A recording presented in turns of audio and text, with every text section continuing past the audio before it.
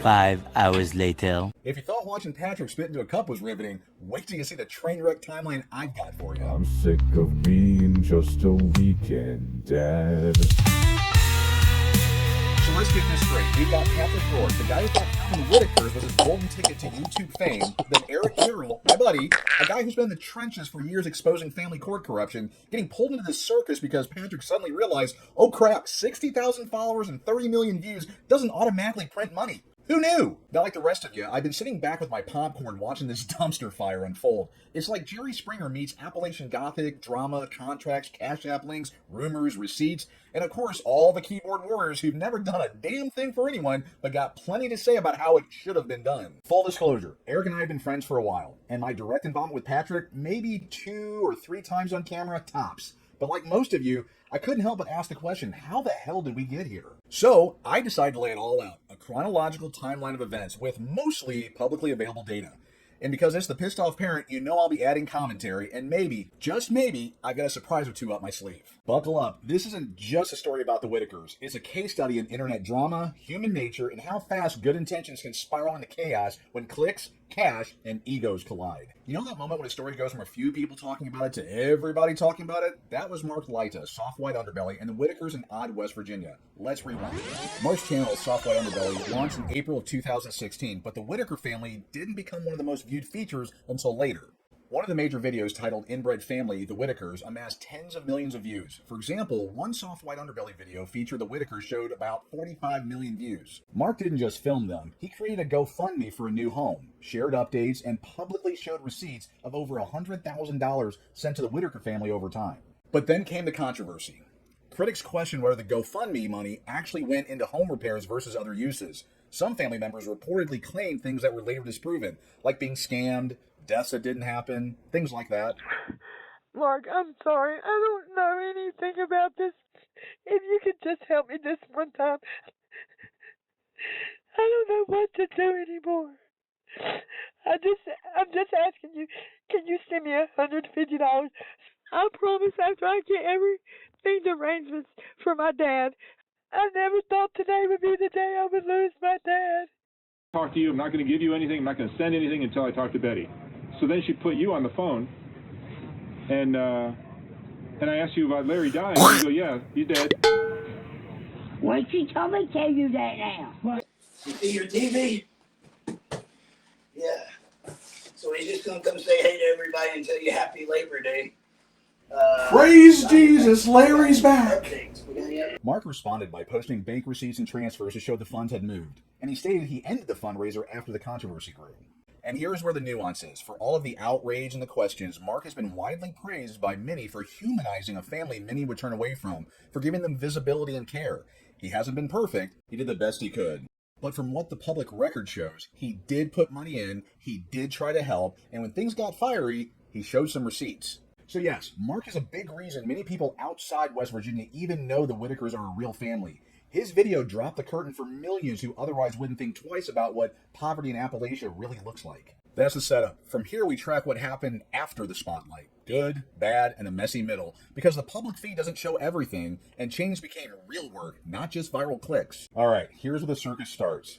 Meet Patrick Rourke, 46, local guy, knew the Whittakers, but mostly just a guy with a Facebook page. His profile went up September 11, 2020, and for years, really nobody cared except for the holler hoochies. And, wait, what? Alpha males don't run in packs? Cut.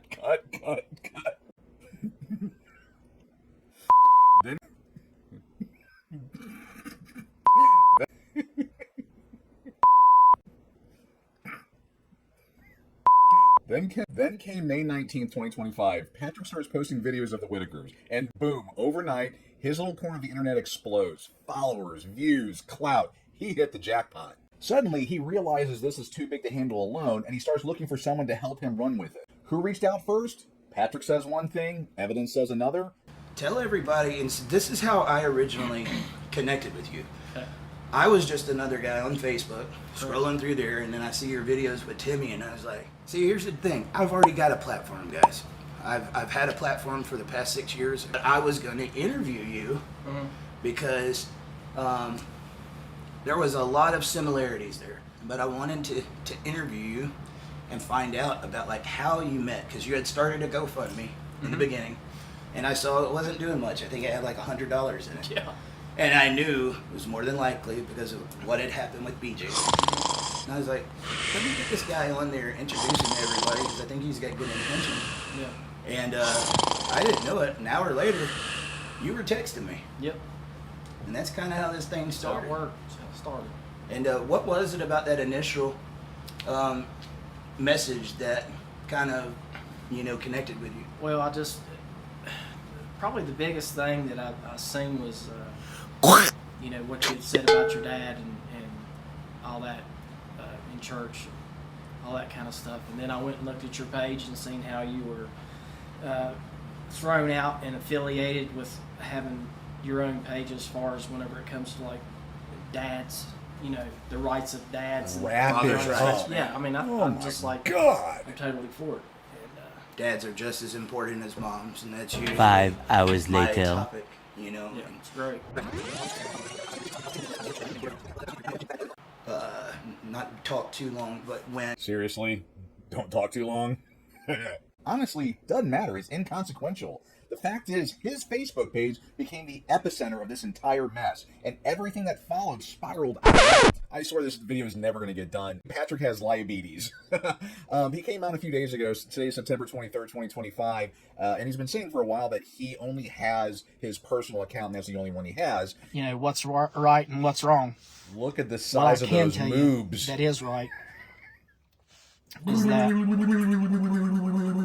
I only own one platform. I have Facebook, my own Facebook.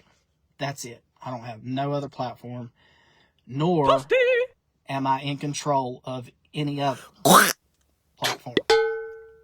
That's not mine. And then people started noticing comments coming out of the Whittaker page, and of course people were alluding to the fact that it was Eric. I have Titties! Messenger. That's the only messenger I have. Most people know whenever they send me a message, they pretty much can tell who it is that you're talking about. Diabetes. All right, let's just stop sugarcoating this. About 30 days after Patrick dropped that first Whittaker video on June 18th, 2025, he goes running to Eric asking for help monetizing the page. And Eric, the guy's already neck deep covering the John Mass wrongful death trial and juggling a bunch of crap in his personal life, but he steps up. Why? Because Eric's a full-time podcaster. This is how his family eats. Period. And yeah, he also saw a chance to actually help the Whittakers and use his platform to shine a light on bigger issues parents are getting crushed by. Fast forward 2 days, June 20th, 2025, Facebook and YouTube channels go live, but here's where the road split. Patrick, he wanted GoFundMes and direct donations, straight cash, no guardrails. Eric's like, hell no. He'd seen this movie before. People abusing his family, pocketing donations. He drew a line in the sand. There must be transparency. Everybody above board, or it doesn't happen. Eric's not done. He's already getting Spidey Sense vibes from Patrick.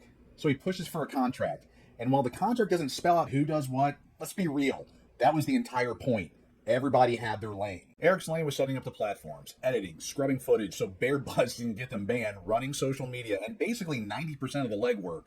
Patrick's lane was simple. He lived nearby. More on that later. So he grabbed raw footage and sent it in. The Whittakers lane? Be filmed. And yeah, the deal was 1/3 each. And I can already hear everybody saying, but Eric Takakawa has donated everything. Give me a break. Do you people realize how much time goes into editing, posting, promoting, and protecting accounts from being nuked? You want him to work 16-hour days for free while his kids starve. Newsflash, his last name ain't Rockefeller. Helping doesn't mean destroying your own family to do it. The contract, it wasn't some shady grab. It's the only way to keep everyone accountable and the project sustainable. Without it, this thing would have collapsed before it even got going. So it's after June 20th, the channels are up, the social medias are social mediaing, and the growth off the charts. Views, likes, comments pouring in. And of course, the peanut gallery is out in force, people screaming, scam, before the first damn paycheck even clears. Why? Because of what happened before. Now here's the reality. Eric and Patrick, they've bitten off way more than they could ever hope to chew. And they're hoping people will give them some grace as they figured it out. But let's be honest, fat chance. Eric's head was in the future. He's thinking, how do we build a sustainable home? How do we cover medical needs? How do we make sure this family is cared for long term? Monetization wasn't about quick cash. It was the engine to make the big goals happen. Patrick, whole different story. His eyes weren't on the Whittakers' future. They were on himself, chasing women, flashing for attention, figuring out how to grab fast cash while Eric's grinding away trying to build something real. Perfect example, Eric's busting his ass trying to get a trust established so funds are protected and sustainable. Meanwhile, Patrick's already dipping into money for God knows what. And at some point, Eric realizes this ain't gonna work from behind a computer screen. I'm gonna fucking set up another GoFundMe. Dude, I think one of those nonprofits is calling me, bro. All right, bye. Look, I'll call you back. Hello? Hello? Hi, this is Haley. Is this Eric Carroll? This is. I thought He needs boots on the ground. So he packs up, 10-hour drive from Georgia to West Virginia, determined to finally meet the Whittakers face-to-face, assess their real needs, and try to pull this mess onto the right track. So he's standing face-to-face with the Whittakers for the first time, and right out of the gate, he knows this family needs real help. Not lip service, not quick cash gimmicks, real boots-on-the-ground's work. So what does Eric do? He gets to work. First priority, comfort and survival. He buys him an air conditioner because the place is hotter than hell and nobody deserves to live like that. Next, Ray, remember? He'd been limping and complaining about his knees since the soft white underbelly days. Patrick's over there saying, oh, you'll never get him to the doctor. Eric ignores the whining and gets Ray into an actual medical appointment. Don't believe me? Here's the receipt. She told me, she said, make sure before you come that you have those two things. ID. He doesn't have an idea, I and know. they know that. And there's no way to give him. He's been. So on the one side you have Patrick, who's been there for knows how long and can't get an appointment put together. Eric is there for like a day or two, and they're on their way to the doctor's office to get Ray's knee looked at. That's what helping looks like. Eric spends time with each of them, figuring out needs, listening, actually doing the work. Meanwhile, what's Patrick doing? Chasing fun, mooching off donations, and arguing about why things can't get done. Hell, he blows over $500 at a boot shop, and how much did he keep for himself? For a couple of clothes and boots for Timmy. These folks are dirt poor. That money could have stretched into groceries, medicine, real necessities, but Patrick spends it like it's Monopoly cash. And before all the holler hoochies and Patrick simps get their panties in a wad, this isn't a bash Patrick for the purpose of bashing Patrick, although I have a lot of reasons to. Patrick actually did some good. I mean, he did a lot of hunting, fishing, and other crap every day. He even helped the Whittakers clean off their front porch and get some new furniture.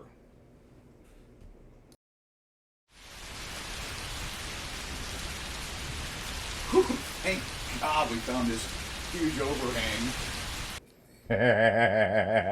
So, anyway, Eric's dealing with all the shenanigans. They go back to the Airbnb or whatever, and Patrick gets a phone call from some guy pissed off about money he owes, and then finds out that Patrick stole like $1,200. After we recorded that interview on YouTube. Meet Patrick and Eric. Next thing I know, he is in the parking lot of the hotel at the Skyline, cussing up a storm.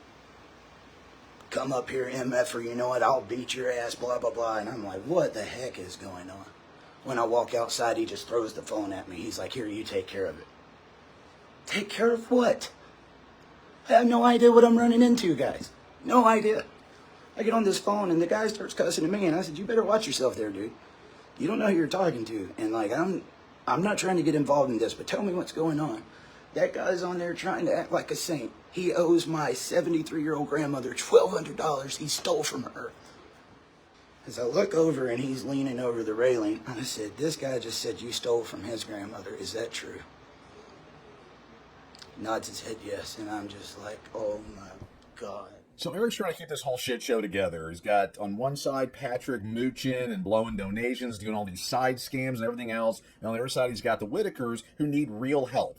Eric tries to keep right-sizing this Titanic and goes back to Georgia to continue work. He leaves Patrick in charge, assuming that Patrick will stop scamming people. We all know how that turned out. And continues working on his other projects. So Eric's grinding the other stories out, custody exchange murders, transgender issue, major project of his, the John Mass trial up in Idaho. Before he even has time to unpack his bag, he's on a plane to Lewiston, Idaho. Why? Because his friend John Mass was gunned down, murdered for one thing, for wanting to see his kids. This is Robert Mass, John's father, a man who lost his son in the most brutal way possible. And what does the internet do? Instead of showing compassion, instead of standing with a grieving father, these morons online start mocking him. Oh, is he really a Amish? Are you kidding me? Who the hell cares? His son is dead. And some of you think it's funny to question his background? That's how low the internet is sunk. And then you got this piece of trash that murdered him, and this other piece of trash.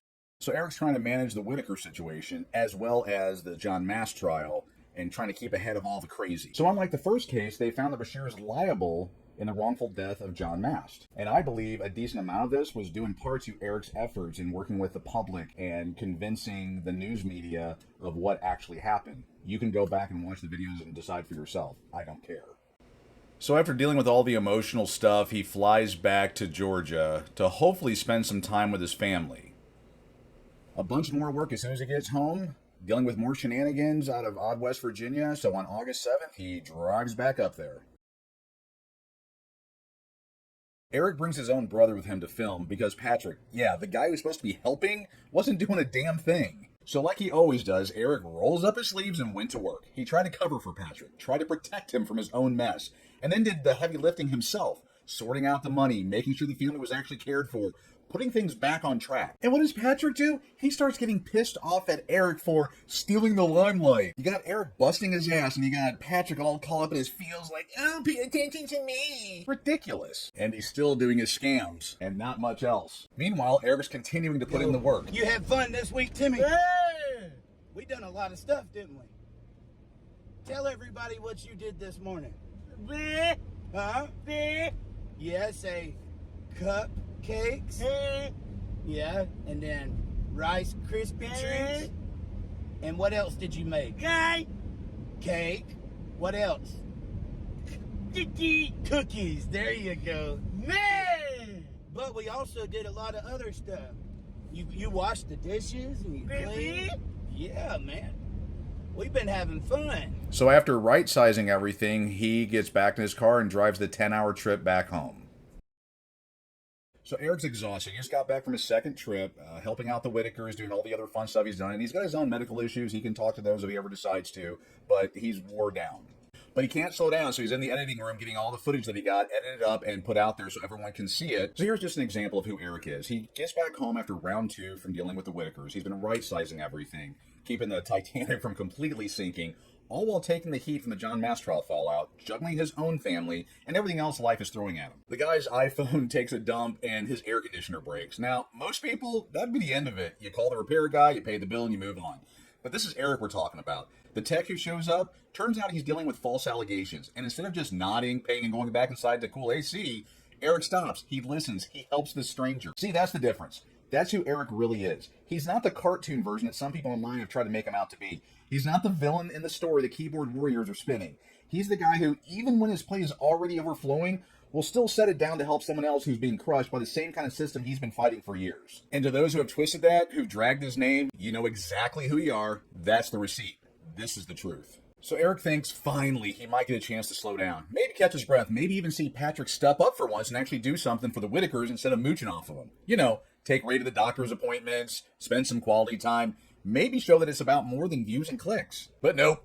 On August 21st, Patrick decides the best use of his time while sitting on the biggest humanitarian project of his life is to go to a car event. Because, of course he does. And what happens? He manages to break his leg. Now, don't get me wrong. I don't wish injury on anybody. But this basically grounded his one job, the one thing he was supposed to do, film raw footage of the Whittakers. Went from rarely to never. He went from pretty much useless to absolutely useless. So while Patrick's laid up in his personal episode of Jackass Mountain Edition, Eric's back in the trenches taking care of every single moving part. The family, the social media, the networking, the fundraising, the planning, everything again.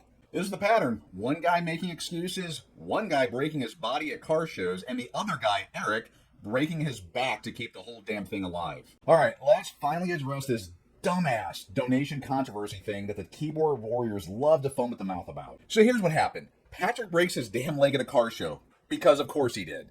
And suddenly Eric realizes he's got to make another unplanned trip back to odd West Virginia. Not next month, not 2 weeks later, now. And newsflash, his last name ain't Musk, Gates, or Rockefeller. He didn't exactly have a spare emergency trip to West Virginia fund lying around his sock drawer. And the main reason he was leaving in an emergency was because he was receiving phone calls from the Whittakers telling them that BJ allegedly was abusing them. What would you do?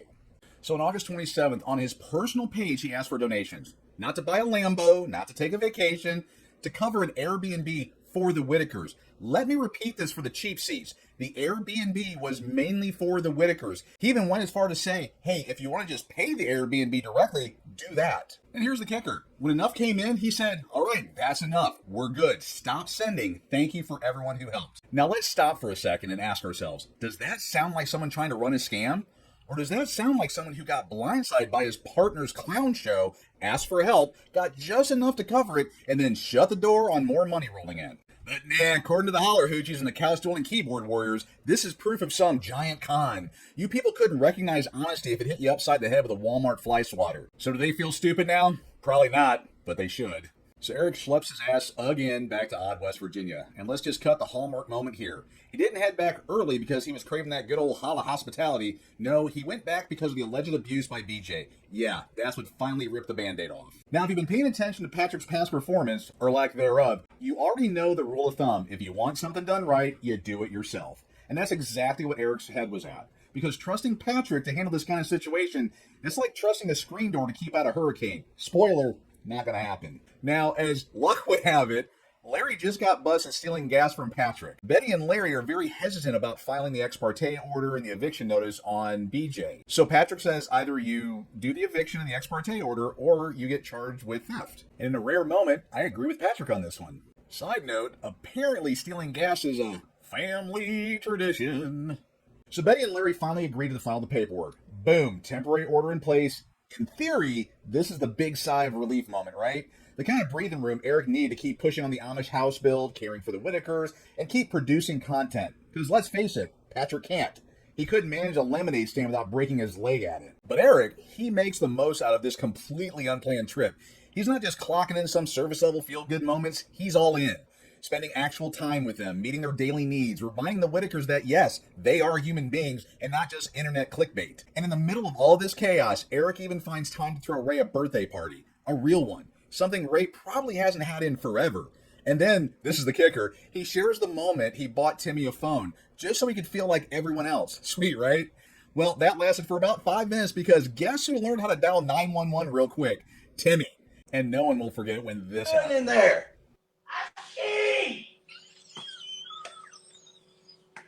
And honestly, that is the most honest quote you're ever going to hear out of odd West Virginia, because that's exactly what Eric was dealing with 24/7. He even put on a Labor Day extravaganza for them, cooking all kinds of foods and just having them chill out, enjoy life, and just be normal.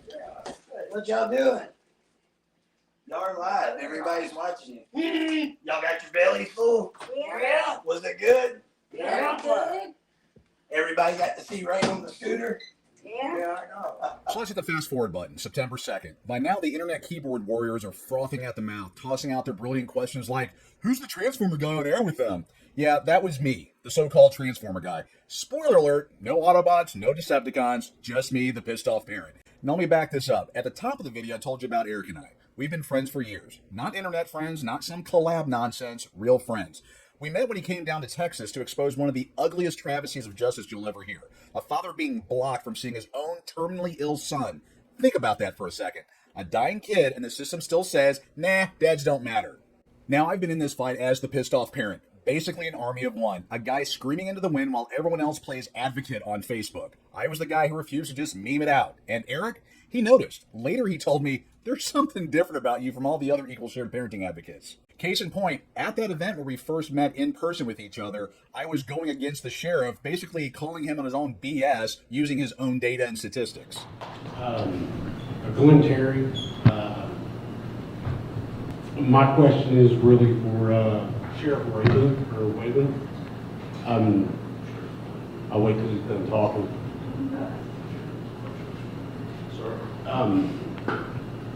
Does your sheriff's department enforce the Penal Code 25.03 of when a parent goes against the court order? Has your department enforced any of those at all? And how would you take care of it? What would your advice be to any non-custodial parent that doesn't get to see their child after the court order? We enforce all the penal code as equally and possibly as level as we possibly can in regards to that. whatever the offense is, we look at the elements, and if it's a violation of law, we're happy to do that. So I was Dwayne Ward, represent Pissed Off Parent, gathering this information. I don't want to detract from David, Jeff, and the other that are here, but I actually made a video based on data from Tarrant County and enforcement 2503. Over a 5-year period, 4,614 calls were made of that to the DA or the police, of which there was 12 cases, 5 of which were no bills, 7 of which were resolved, but with no data. Simple hard facts are is that PC 2503 are not enforced in Texas at all. I'm more happy if you go to my website, or I can give you information. I can reach out to you offline here and talk about that in more detail. This is one of the many issues that parents are facing when trying to save their kids.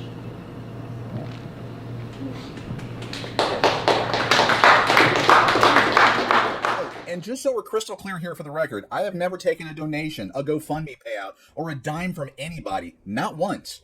Every single thing I've done, I've driven every mile, every hour spent, every rant you've heard, it's all been on my own dime. So the asshats out there calling me a scammer, fuck you. Now back to the story. So in between running around like a madman, Eric pulls in backup, Robert Mast. Yeah, ex-Amish Robert Mast. The father who, 1 month earlier, was literally in court fighting for justice for his slain son. Flies in on his own dime to help. Why? Because he can actually talk to the Amish and keep this house deal alive. And another buddy of his, Mark, shows up from California to help him juggle the mountain of moving pieces. You think, wow, teamwork makes the dream work, right? Wrong. Because with the eyes on the prize, the damn house for the Whittakers, Eric accidentally misses the court date on September 4th. Oh, and let me clarify, the only person who could have testified was Betty. Everyone else knew about the hearing. Everyone. They all knew Eric was meeting with the Amish that exact day. Now this is the crazy part. You're telling me not one of these lazy asses could have said, hey Eric, heads up, the court thing is on the exact same day. Or hell, even better, don't worry man, I'll drive them. I mean, remember, Larry can drive. But nope, they all sit there with their thumbs up their ass doing nothing, and then somehow it's all Eric's fault. I mean, really. The guy is running the entire circus, juggling the flaming chainsaws. But sure, let's blame the one dude actually doing the work. Makes total sense if you're a keyboard warrior with half a brain cell. So while the rest of the zoo crew is doing, well, absolutely nothing, sitting on their asses, pointing fingers, playing victim, Eric, Robert, and Mark actually do the thing. They meet with the Amish and pull off the Hail Mary of Hail Marys. The Amish agree to build the Whittakers a house. Not a shack, not some half-baked idea, a real house. Next up, off to the county to start the permit process. You know, the boring but critical stuff that actually has to happen if you want 4 walls and a roof. And here's where it gets good. For all you internet sleuths out there, the wannabe detectives with a Google search and zero comprehension skills, let's clear something up. Eric posted, and I quote, got all of our applications with the permits. Read that again slowly. Got all of our applications with the permits. Now notice what it doesn't say. It doesn't say, got all the permits. Big difference. Words matter. People, maybe if half of you spent less time frothing in the comments and more time actually reading, the world might make a little more sense. So yeah, the guy that everyone loves to hate was actually pushing the ball forward while the zoo crew was, what's the word? Oh right, doing jack shit. So after the permit office win, Eric and the crew roll back feeling like progress is finally happening. They even take time to survey the land, checking out the lay of the land for the Amish build, momentum, hope, a path forward. And then the bomb drops. On the way back, Eric catches sight of something straight out of a bad reality show. A meth hand creeping up out of the camper. Cue the Benny Hill shenanigan music because guess who's back? BJ. Yeah, that BJ. The same one reported to Eric as abusing the Whittakers. The same reason Eric rushed back early in the first place. And here she is, back on the property like nothing ever happened. Now imagine this. You've been busting your ass to protect these people, fighting tooth and nail, juggling Amish house deals, county permits, birthdays, medical needs, and then you find out the person you were trying to shield them from is waltzing around like it's a Tuesday. Eric goes ballistic, and honestly, who wouldn't? You can't in good conscience move forward with a house build with the Amish, with any of it, knowing someone accused of abuse is still lurking around. Would you stake your reputation, your name, your resources, and put it all on the line for that? Hell no. And it gets worse. Betty, the very person people love to pay as the victim in this circus, was given 3 separate opportunities to extend the protective order. 3. And every single time, she refused. Oh, and for the genius crowd that chants, Eric caused this, here's your receipt. The reason Adult Protective Services stepped in and took Timmy, Lorraine, and Ray wasn't Eric, wasn't the Amish, wasn't outsiders. It was because Betty refused to help them. Receipt courtesy of Patrick, by the way. Thanks for proving the point. When DJ came back, it changed it. I can't work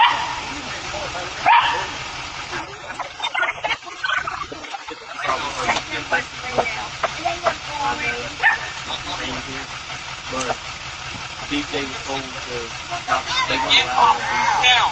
It was a protective order and it got dropped and Betty didn't extend it.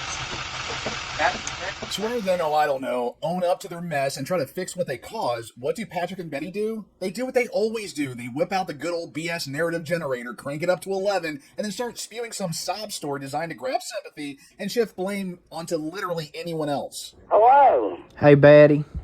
Yeah. You know, people's going around and saying that I knew when that damn court hearing was, and they said that you said that I knew when that court hearing was. How do you know? Well, that's what everybody's going around saying, and I've had several people, and I've told them I didn't know jack shit about that court hearing. Because I didn't know about that court. I didn't even tell you what day it was. Well, everybody's, I guess, having their shit talking moment on Facebook. And you'd have to be beyond stupid, like brain melting, drooling on yourself stupid to not see right through it. But of course the holler hoochies lap it up like it's the gospel truth because that's what they do. It's never accountability, never honesty, always some cheap excuse, some blame shift, some poor me performance art to distract from the fact that they are the reason APS showed up. They are the reason the dream home collapsed. They are the reason this family keeps spiraling. So picture this. I just wrapped up a long work day. I'm fried, tired, and I'm ready to crash. Then I get this frantic call from Eric. Man, I need to do a live. People need updates, and I can't keep up with it all out there.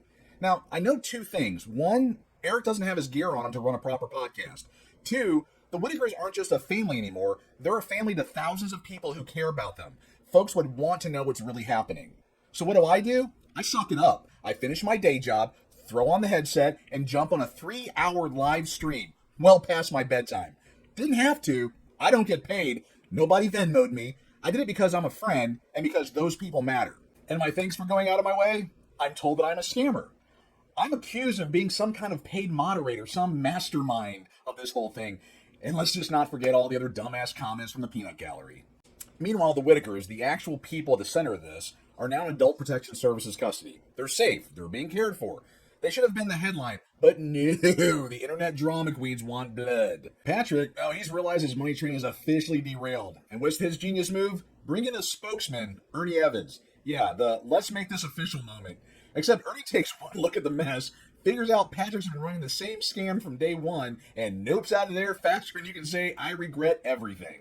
And the drama, it's boiling over. We even got jokes out there. Who would win in a fight between me and Ernie? I'm more of a lover than a fighter. And then, oh boy, the wackadoo internet grifters went full blast. Every nut job with a webcam and a Wi-Fi connection suddenly became Woodward and Bernstein breaking their own versions of what really happened. Spoiler alert, none of them could find reality if it smacked them in the face.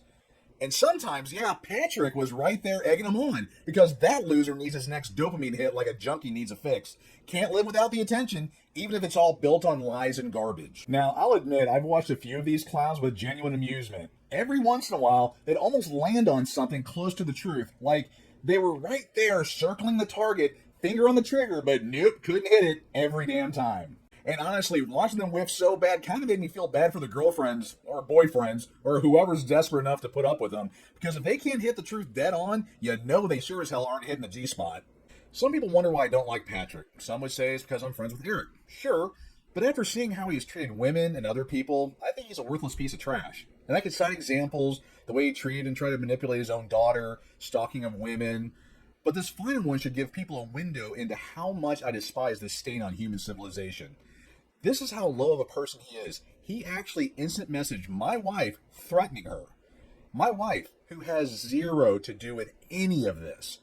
If you support Patrick Rourke after this information, you're a piece of trash just like he is. Yeah, I've done my homework on this scam artist, and I could provide all kinds of information. Here's just a little bit of it, but it's just not worth it anymore. All right, let's do this, because some of y'all internet detectives are about as sharp as a bowling ball. Now that Eric's dropped his video, I can finally say what I've known for a while. All the money Eric has access to is sitting in a savings account. Not Vegas, not on rims, not on some new bass boat, in a bank account. Period. Here's the kicker. The only reason disbursements haven't happened yet is because, wait for it, he couldn't get Patrick to be straight about what money he pulled in on his platforms. Plural. Yeah, remember that little lie? Eric even went as far as trying to give the money he had to the police and Adult Protection Services. You know what they said? No thanks. They wouldn't touch it. So now he's sitting on it until a court or proper authority orders him how to disperse it, which is exactly what you do if you're trying to keep it above board. This is just absolutely fucking nuts here. So after Eric made his video providing information, there were people that were then demanding more, and he's doing this and doing that, and it's just insane. I saw a video that came out that was Betty and Larry now accusing Eric and Patrick of wrongdoing, and it's beyond nuts, and there's just nothing that's going to quench the thirst of these internet people, and it's not even worth doing anymore. You know what this whole mess has taught me? That people are flat out crazy. You bust your ass for years trying to help, trying to make a difference, and who screws it up? The very people you're out here trying to help every single time. And here's the truth bomb. Society isn't just broken, it's past the tipping point. Done. Cooked. If you're dumb enough to stick your neck out, like I did for over a decade, all you'll get is stabbed in the back by the same crowd you're trying to save. So here's where I'm at. My time altruistically helping is over. Done. I've already started stepping back, and I won't be putting myself in the line for ungrateful people anymore. This is the world you wanted. Well, congratulations. You got it. Pissed off parent out.